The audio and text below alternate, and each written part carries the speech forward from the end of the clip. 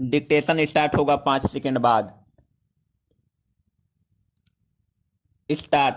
भाइयों, आखिरकार एक लंबे संघर्ष के बाद, जो कि मुख्य रूप से अहिंसात्मक था और जिसका नेतृत्व ऐसे विलक्षण व्यक्ति ने किया जो अहिंसा और सत्व को ईश्वर का पर्याय मानता था, परंतु स्वतंत्रता के किनारे पहुंचने के अंतिम चरण में, भारत को खून की नदी में से होकर गुजरना पड़ा। स्टॉप। और यह नदी भारतीयों ने ही खोदी थी, तथा इसमें भारतीयों का ही खून बह रहा था। स्टॉप। अभूतपूर्व पैमाने पर लोगों का निष्क्रमण हुआ। स्टॉप। पुरुषों, स्त्रियों, बच्चों, बूढ़ों, बीमारों समेत 1 करोड़ व्यक्ति जिनके शरीरों से खून चूकर भारत की भूमि तक को रंग रहा था, भारत के एक ओर से दूसरी ओर गए। स्टॉप। उन्होंने अपने पीछे न केवल मकान और जमीनें छोड़ी, बल्कि अपने घर के व्यक्तियों के मृत शरीर भी छोड़े। स्टॉप। स्वतंत्र भारत के किनारे तक पहुंचने के लिए देश को यह मूल्य चुकाना पड़ा और वह 2 प्रभुता संपन्न राष्ट्रों भारत और पाकिस्तान में विभाजित हो गया। स्टॉप। यह 15 अगस्त 1947 की बात है।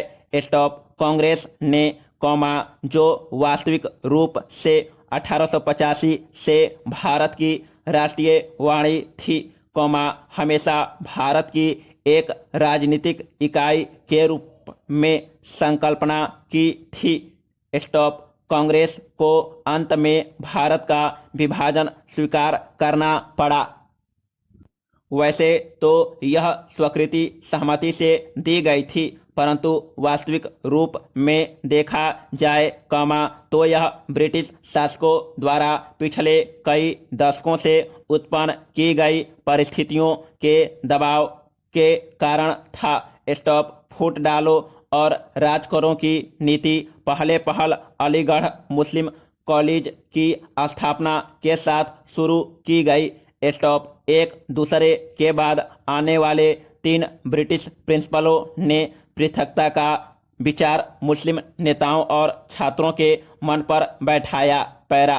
सर सैयद अहमद को विभाजन मूलक विचारों को फैलाने के लिए उनसे हर प्रकार की मदद मिली।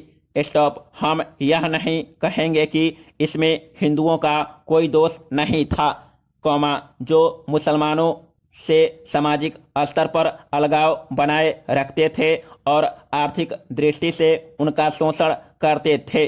स्टॉप। अलीगढ़ कॉलेज के अधिकारियों को अपने उद्देश्य की पूर्ति के लिए उपजाऊ भूमि मिली। स्टॉप। यह सब कुछ पिछली शताब्दी के अंतिम वर्षों में हुआ।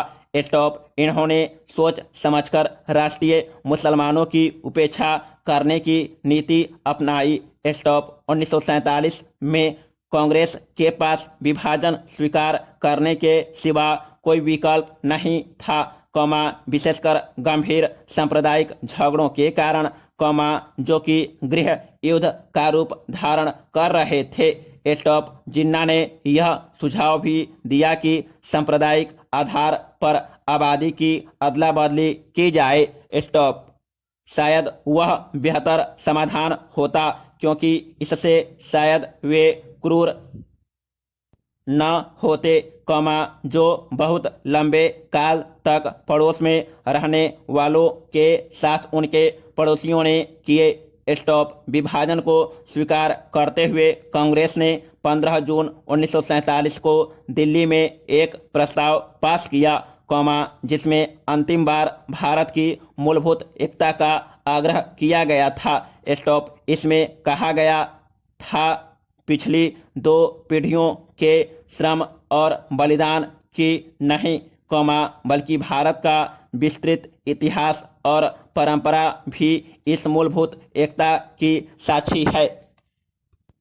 स्टॉप। भाइयों, कौमा कौमा भूगोल, कौमा पर्वत और समुद्र ने भारत के स्वरूप का निर्माण किया है। स्टॉप। कोई मानव संस्था इसके आकार को बदल नहीं सकती और न ही उसके अंतिम लक्ष्यों में बाधक बन सकती है। स्टॉप। आर्थिक परिस्थितियों और अंतर्राष्ट्रीय मामलों की लगातार मांगों के कारण भारत की एकता और भी आवश्यक हो गई है। स्टॉप। भारत के जिस चित्र को हमने अपने दिलों में संजोया है, कौमा, वह सदा हमारे दिलों और दिमागों में रहेगा। स्टॉप।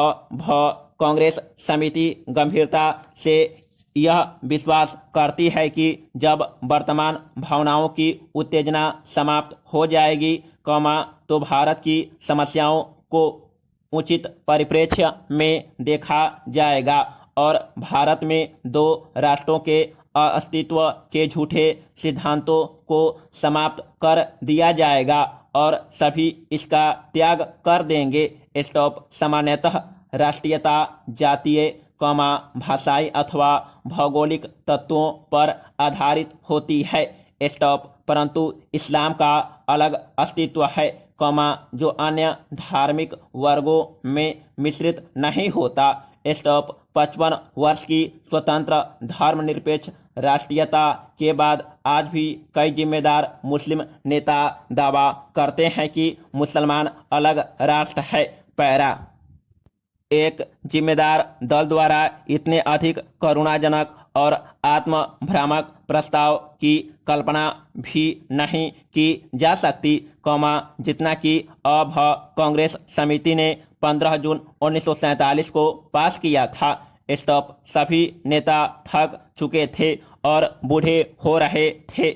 स्टॉप। आदर्शवाद की जिस ज्वाला ने उन्हें 26 वर्ष पूर्व प्रेरित किया था, कौमा, उसका जोश ठंडा होने लगा था। स्टॉप। कांग्रेस का विकास सदा ही बदलते नेतृत्व के माध्यम से हुआ था। स्टॉप। परंतु पिछले 25 वर्षों में वही नेता कांग्रेस की सत्ता संभाले हुए थे।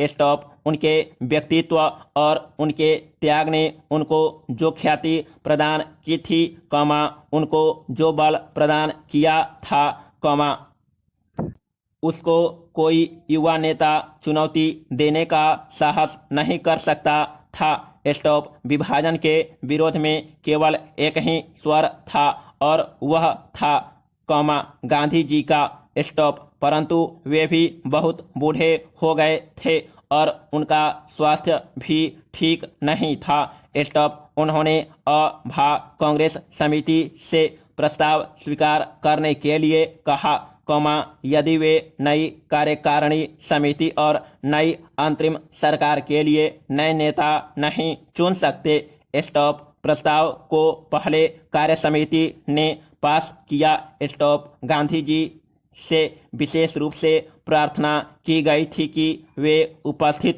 हो और सभा को संबोधित भी करे। स्टॉप। लेखक कांग्रेस समिति की बैठक में उपस्थित था। स्टॉप। गांधी जी का भाषण स्पष्ट रूप से उनके दुख का द्योतक था। स्टॉप। उन्होंने कहा कि उनके विचार सर्वविदित हैं। स्टॉप। फिर भी उन्होंने कांग्रेस समिति को प्रस्ताव पास करने की सलाह दी। स्टॉप। उन्होंने कहा कि कांग्रेस समिति को इसे रद्द करने का अधिकार है। स्टॉप। परंतु किसी ने इसका उत्तर नहीं दिया। स्टॉप। उस समय ब्रिटेन भारत से चले जाने के लिए और अपनी साम्राज्यवादी धाक छोड़ने के लिए बहुत उत्सुक था। स्टॉप। अब यह बोझ उनके लिए बहुत भारी हो गया था। स्टॉप। एशिया के राजनीतिक पुनरुत्थान की उठती हुई लहर को नियंत्रित करना था। समाप्त।